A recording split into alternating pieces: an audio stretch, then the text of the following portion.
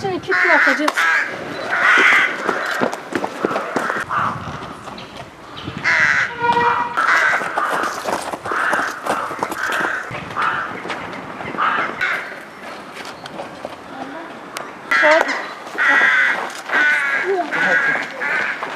Ellerle beraber.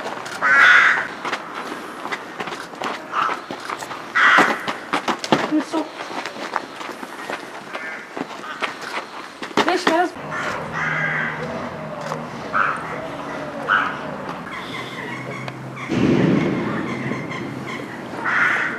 Sen de olayı yapıyorsun.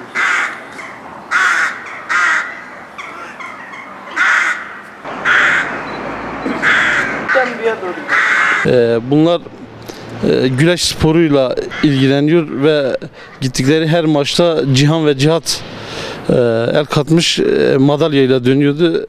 Başarılı bir spor hayatları vardı. Yalnız bu koronavirüsten dolayı antrenmanlarına gidemedikleri için Oğuz hocamızın bize söylediği program dahilinde evde antrenmanlarına devam ediyorlar. Bizim yerimiz de müsaittir. Bahçemiz biraz geniş olduğu için spor salonunun hemen hemen eksikliğini hissetmiyor.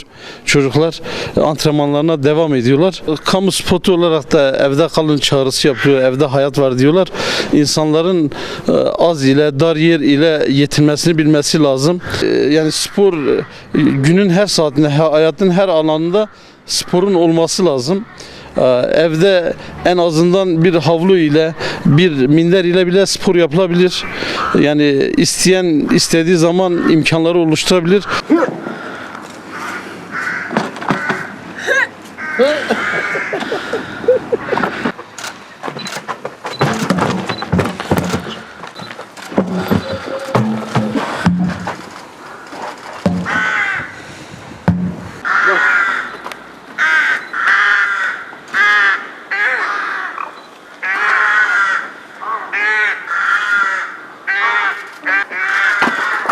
Tamam da zıpla diyorum zaman zıpla.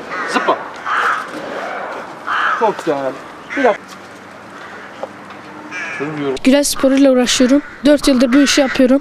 Koronavirüs nedeniyle güreşe gidemedik. Evde sporumuza devam etmekteyiz.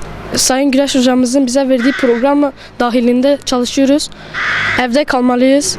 Evde kalanlara tavsiyem, evde en ufak şınav mekik bile yapabilirler. Sağlıklı beslenmeliyiz. 18 yaş altına evde kalın diyorum. Evde kalıyoruz, bahçeden dışarı çıkmıyoruz, bahçeden kendimize oyunlar oynuyoruz, şınavlar çekiyoruz, mekikler çekiyoruz, barfiksler çekiyoruz, tekerleklerle birbirlerimize atıp oynuyoruz, antrenman yapıyoruz. Evde kalın, evde hayat var.